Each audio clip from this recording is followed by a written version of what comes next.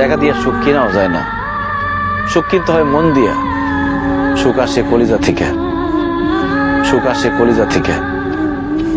আমরা সারা জীবন শুধু নকল জিনিসের পিছনে ছুটি, আল্লাহর দেওয়া সূর্যরে বাদ দিয়া আমরা ঝাড়বাতির পিছনে দৌড়াই। টাকা দিয়া তো তাহলে বড়লোক মানুষটা কবরের মধ্যে টাকা দিয়ে সুখ কিনত, টাকা দিয়ে সুখ পাওয়া যায় না।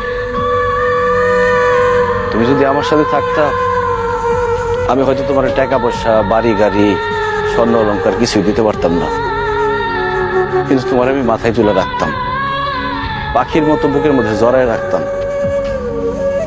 সেটা আমি পারি নাই, তুমি আমার সেই সুযোগ দাও নাই। তুমি আমার ছেড়ে চলে যাওয়ার পর কটা রাত যে আমি ঘুমাইতে পারি নাই, সেটা শুধু আমি জানি আর আমার আল্লাহ জানে।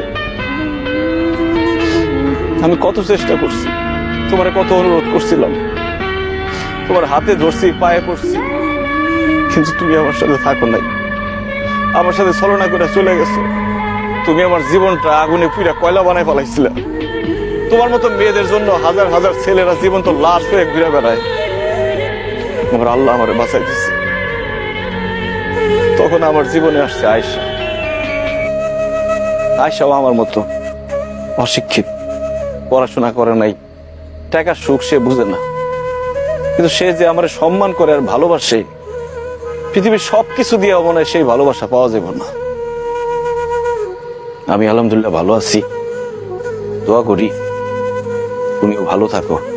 তোমার প্রতি আমার কোনো রাগ অভিমান নাই, তুমি তোমার ভুল বুঝতে পারছো, আল্লাহর কাছে মাফ চাও, আল্লাহ সুখ দিতে পারে।